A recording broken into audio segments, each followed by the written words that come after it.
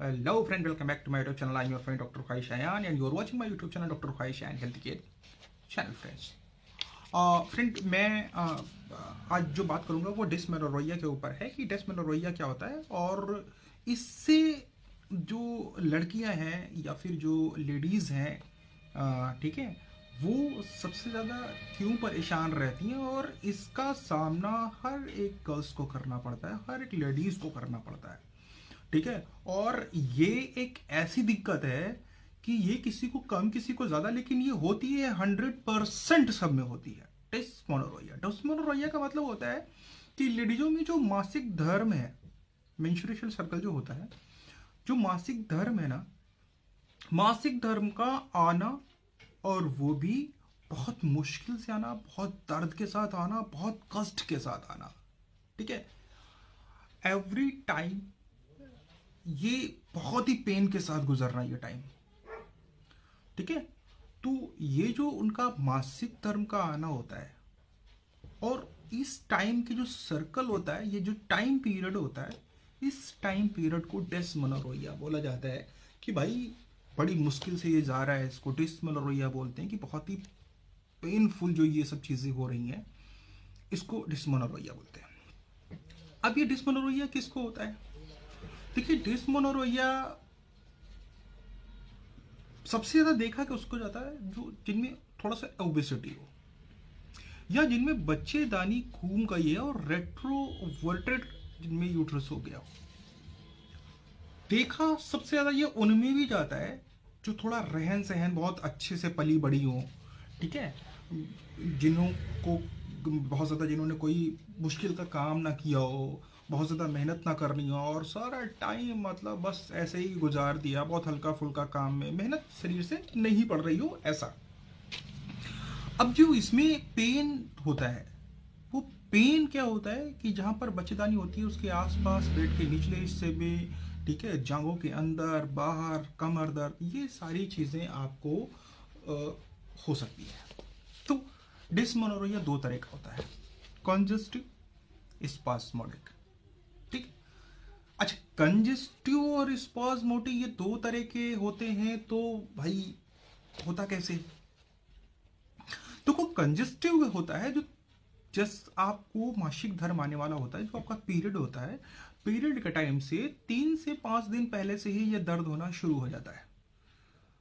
धीरे धीरे धीरे धीरे दर्द होता रहता है और जैसे ही पीरियड आता है, पीरियड आते ही वक्त खत्म हो जाता है, या फिर 5 से 10 घंटों में, 8 घंटों में ये अपने आप धीरे धीरे खत्म हो जाता है और पीरियड के टाइम पे पूरी तरह से दर्द नहीं रहता। ये कंजेस्टिव होता है, ठीक है। अच्छा, ये कंजेस्टिव क्यों होता है, ठीक है, क्या कारण होता है कंजेस्टिव होने का?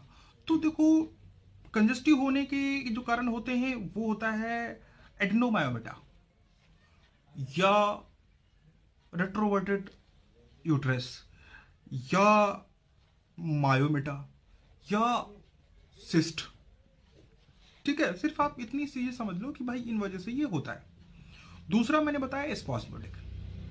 स्पास्मोडिक का मतलब ये होता है कि जैसे मान लीजिए पीरियड आने से आपको दर्द होना शुरू हुआ और पीरियड शुरुआत के 10 से 12 घंटे, 15 घंटे बहुत ज़्यादा आपको दिक्कत होगी, बहुत ज़्यादा दर्द होगा और ये दर्द 2 दिन, 3 दिन, 4 दिन भी या फिर जब तक पीरियड रहेगा तब तक रह सकता है। अच्छा, इसमें जो दर्द होगा वो आपके कमर पे दर्द होगा, ठीक है, पेट के निचले हिस्से में दर्द होगा, आपकी जांघों के अंदर भी दर्द हो सकता है, जांघों की बाहर साइड पे भी दर्द हो सकता है, ये पेन कूल्हे तक भी जा सकता है, ये पेन पेट के थोड़ा सा ऊपरी हिस्से में भी हो सकता है, ठीक है। तो ये स्पास्मोडिक पेन कहलाता है, स्पास्मोडिक पीरियड का टाइम का पेन जो स्पास्मोडिक होता है। अच्छा, ये अब मैं आपको बताता हूँ कि ये दोनों तरह के जो वो होते हैं पेन, ये क्यों होते हैं। देखो, मैंने बताया कि बच्चेदानी का घूम जाना, रेट्रोवर्टेड हो जाना, ठीक है।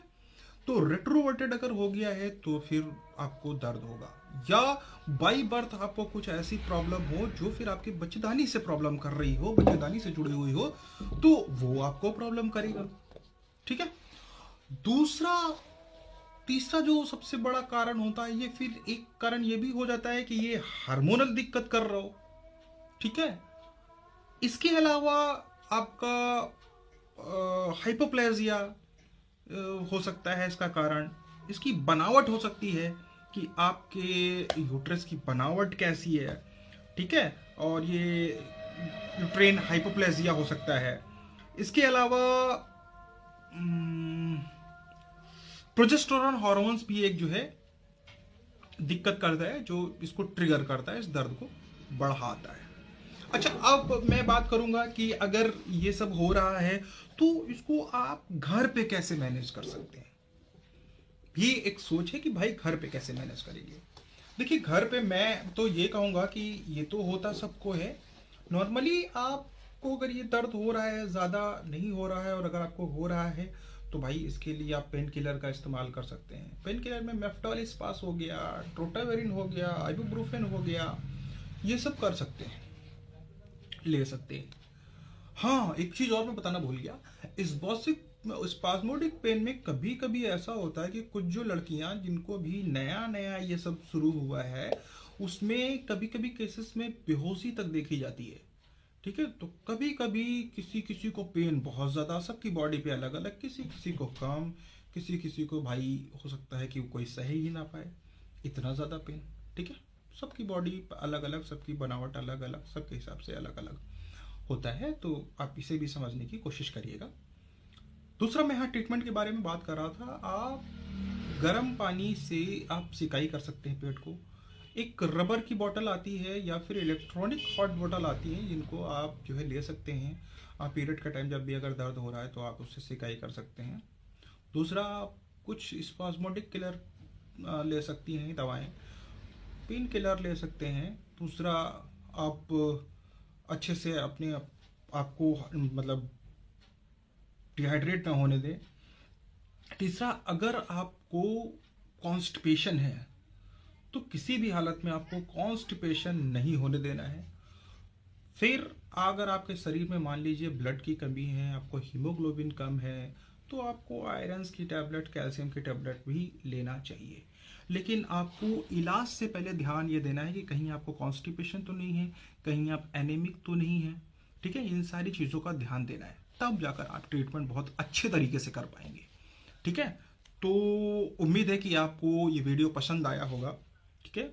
और मैंने जो एक छोटी सी वीडियो बनाने की कोशिश करी है, तो मेरी जो बहनें देख रही होंगी उनके लिए भी बहुत ही यूज़फुल होगा कि क्या करना है क्या नहीं करना। अगर आप लोगों का कोई भी क्वेश्चन है तो बेझिझक आप मुझसे पूछ सकते हैं, कमेंट सेक्शन में कमेंट कर सकते हैं।